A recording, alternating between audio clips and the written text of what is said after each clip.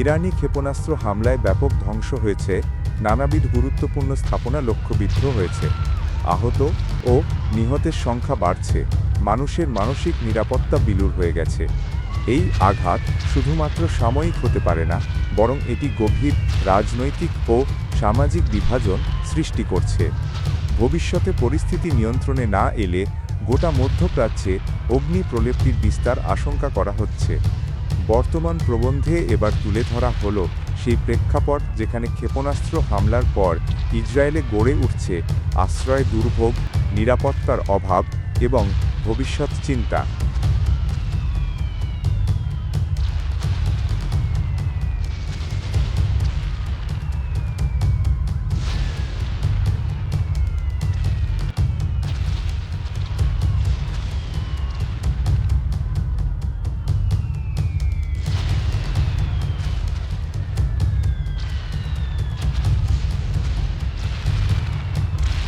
যুদ্ধ দীর্ঘ হলে ইসরায়েলের প্রতিরক্ষা ব্যবস্থা অ্যারো, ডেভিড স্লিং সম্পদের সীমা ছুঁতে পারে।